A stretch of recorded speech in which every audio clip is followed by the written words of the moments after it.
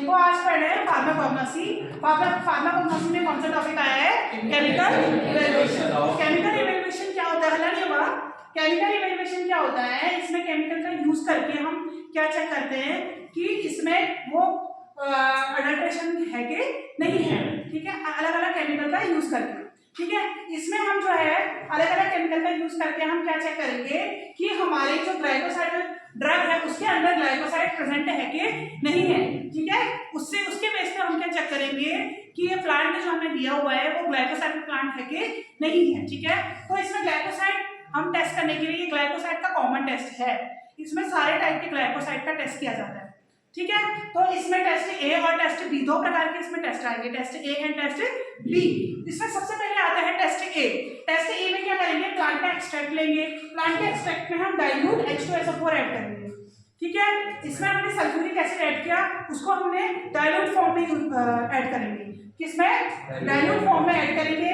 Plant के extract में आप डाइल्यूट फॉर्म में H2SO4 को आप क्या करोगे? ऐड कर दोगे। ठीक है, ऐड करने के बाद आप क्या देखोगे कि एसिडिक हो गया क्योंकि हम इसमें एसिड ऐड कर रहे हैं। उसके बाद उसको आप वार्म करोगे क्या? वाटर बाथ के ऊपर। वाटर बाथ के ऊपर आप उसको वार्म करोगे, गर्म करोगे। ठीक है, उसके बाद आप उसको फिल्टर करोगे। गर्म करने के बाद आपने उसको क्या किया? फिल्टर पेपर से फिल्टर किया। फिल्टर पेपर से फिल्टर करने के बाद आप ये एसिडिक हो गया था यहाँ पर। ठीक है, H2SO4 डालने के बाद क्या हो गया था? ये प्लांट का एक्सट्रैक्ट एसिडिक हो गया था क्योंकि ये एसिड है। ठीक है, अब इसको न्यूट्रलाइज करना हमने, एसिड से क्या करना है? हमें इसको न्यूट्रलाइज करना है। ठीक है, तो इसको आप क्या करोगे? सोडियम हाइड्रोक्साइड NaOH से आप उसको ड्रॉप बाय ड्रॉप डालेंगे और उसको क्या करेंगे? आप न्यूट्रलाइज करेंगे। समझ गए? इसको आप क्या करोगे? सोडियम हाइड्रोक्साइड से न्यूट्रलाइज करोगे क्योंकि हमने H2SO4 डाला था तो वो एसिडिक हो गया। ठीक है, उसको आप सोडियम हाइड्रोक्साइड से आपने फिल्टर करने के बाद न्यूट्रलाइज किया।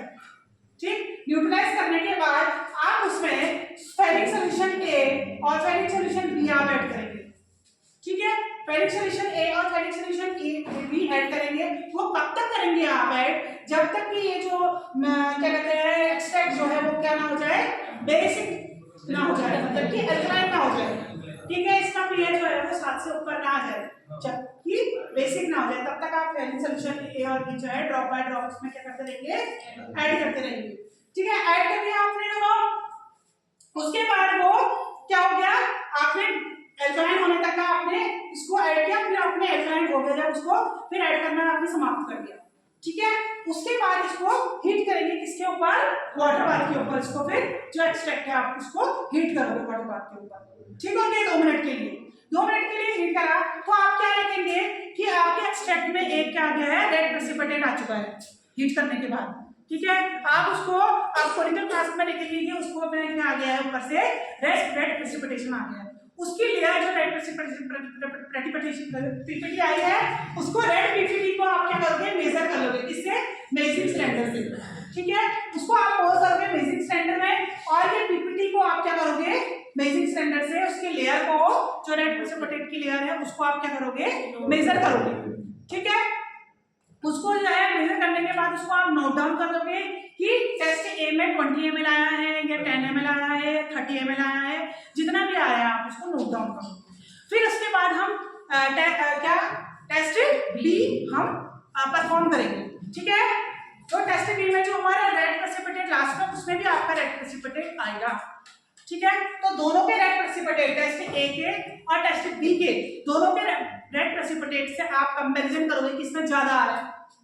ठीक है, उसके बेस पे हम ये तय करेंगे कि उसमें ग्लाइकोसाइड प्रेजेंट है कि नहीं है। तो आपका ये टेस्ट बी परफॉर्म हो चुका है। अब हम नेक्स्ट वाला पढ़ाएंगे टेस्ट डी।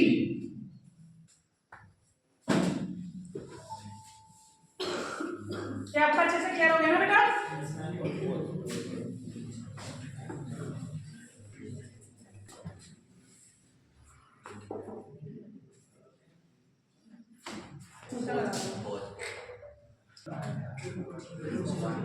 अब है ग्लाइकोसाइड का टेस्ट ए हमने परफॉर्म कर दिया। अब है टेस्ट बी।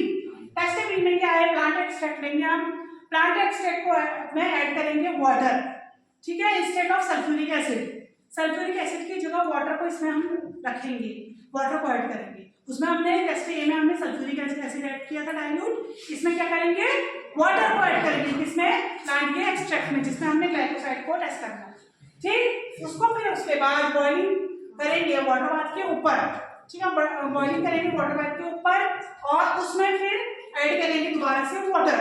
ठीक, वाटर ऐड करने के बाद ferric solution A and ferric solution B को उसमें ऐड कर देंगे ड्रॉप बाय ड्रॉप।